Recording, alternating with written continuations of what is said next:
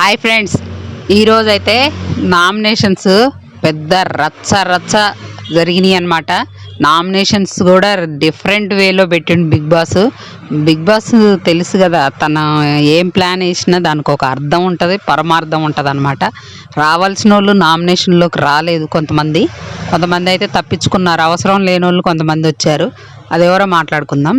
అలాగే nomination process ఏంటి అంటే, ఫస్ట్ ఇద్దరు కెప్టెన్లు ఉన్నారు కదా, సుమన్ శెట్టి గారు, గౌరవ్, వీళ్ళకి రెండు లాంటివి అక్కడ స్టూల్ మీద పెట్టుంటాయి అన్నమాట.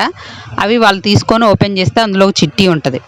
ఆ చిట్టీలో వీళ్ళిద్దరు నామినేషన్స్ ఏమంటే ఏం చేస్తారు, సుమన్ శెట్టి గారు చేసే నామినేషన్స్ నిన్న ఐపరాది చెప్పిండు కదా, పాంబిల్లల్లాగా. ఆ గౌరవ్కి అసలు తెలుగు రాదు, ఏం చెప్తుండో మనకు అర్థం కాదు, ఆ ఫైర్ అనేది ఉండదు. అందువల్ల బిగ్ బాస్ ఏం చేసిండంటే వేరే వాళ్ళకి ఇద్దరికి ఇమని చెప్పిండు. అది ఆయేషాకి, ఇమాన్యుయల్కి ఇస్తారనమాట నామినేషన్ చేసే ప్రాసెస్. మళ్ళీ అది కూడా అంత ఈజీగా రాదు కదా, బిగ్ బాస్ ఒక టాస్క్ పెట్టిండు. అది బెలూన్స్ ఒక రూమ్లో పెట్టి ఆ బెలూన్స్ అన్నీ బగలు కొడితే ఎవరికి ఏ టికెట్స్ వస్తే దాన్ని బట్టి వాళ్ళు నామినేషన్ చేసే అవకాశం ఉంటుంది. అందులో ఇమాన్యుయల్కి 5 టికెట్లు వచ్చినాయి, 5 మందిని నామినేట్ చేయండి. మళ్ళీ ఆయేషాకి 2 వచ్చినాయి, ఆమె ఇద్దరిని చూజ్ చేసుకోవాలి. అప్పుడు వీళ్ళు తీసుకొచ్చి ఇమాన్యుయల్ కళ్యాణ్ని చేస్తాడు, తనూజాని చేస్తాడు, రీతు, అలాగే మన దివ్య, అలాగే మన రమ్యని, వీళ్ళు 5 మందిని నామినేట్ చేస్తాడు. ఆయేషా వచ్చి తనూజాని, సంజనాని చేస్తుంది అనమాట. వాళ్ళు ఇంకొకరిని చేసే ఆప్షన్, వీళ్ళు టికెట్ ఎవరికైతే ఇస్తారో వాళ్ళు వేరే వాళ్ళని చేసే ఆప్షన్ కూడా ఉంటుంది అనమాట. వీళ్ళు నామినేట్ చేసిన తర్వాత వాళ్ళు కూడా వేరే వాళ్ళని నామినేట్ చేసే ప్రాసెస్ అనమాట. ఇంకా మన ఆయేషా తల్లి ఉంది కదా, ఆయేషా పాప రీతు పాపని నామినేట్ చేసింది, అలాగే సంజనా గారిని చేసిందంట. సంజనా గారిని, ఆయేషా పాప కూడా నామినేషన్లోకి వచ్చింది. తనూజ వచ్చి మళ్ళీ ఆయేషాని చేసింది, అలాగే రాముని చేసింది.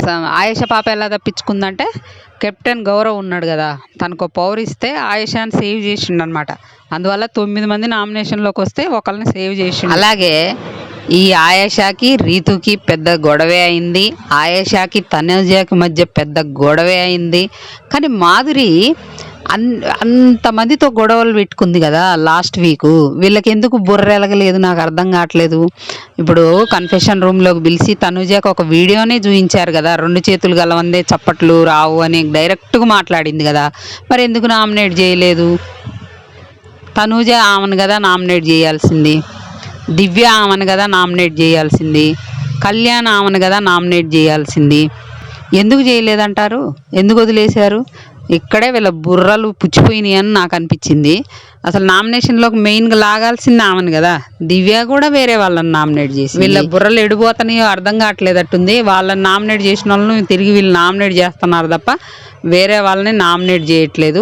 సంజనాను కూడా నామినేట్ చేసిండట కళ్యాణ్, రమ్యాని, సంజనానో ఏమో, మరి వాళ్ళిద్దరికి ఏమి గొడవలు జరిగినాయో తెలియదు. దివ్యాని సంజన కూడా చేసిందంట. ఇంకా ఈరోజు పెద్ద పెద్ద రచ్చలే ఉంటాయి. మరి మనకి ఎడిటర్ మామ ఎడిదిప్పుతాడో, ఎవరికి పాజిటివ్ చూపిస్తాడో, ఎవరికి నెగిటివ్ చూపిస్తాడో చూద్దాం.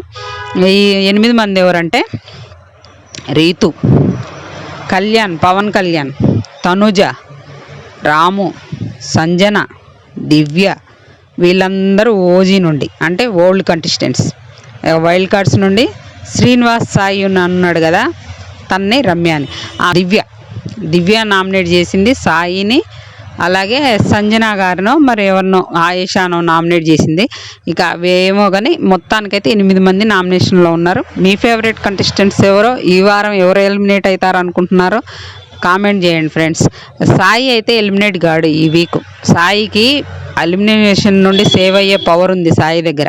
ఒకవేళ లీస్ట్లో పెడితే తను వాడుకునే ఇది ఉంటుంది, పవర్ వాడుకునే ఆప్షన్ ఉంటుంది. కాబట్టి సాయి అయితే ఈ వారం పోడు. మాధురి రావాల్సింది, మాధురి వస్తే మాధురి రమ్య ఇద్దరు లీస్ట్లో ఉంటే మాధురి అన్న రమ్య అన్న ఎగిరిపోయేవాళ్ళు, కానీ మాధురి తప్పించుకుందనమాట.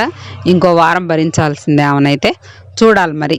ఇది ఫ్రెండ్స్ ఈరోజు అప్డేట్. అయితే వీడియోకి అయితే ఒక లైక్ వేసి చూడండి ప్లీజ్, ఒక లైక్ చేసి చూడండి. అలాగే నచ్చితే మన ఛానల్ని సబ్స్క్రైబ్ చేసుకోండి ప్లీజ్, లైక్ చేయండి.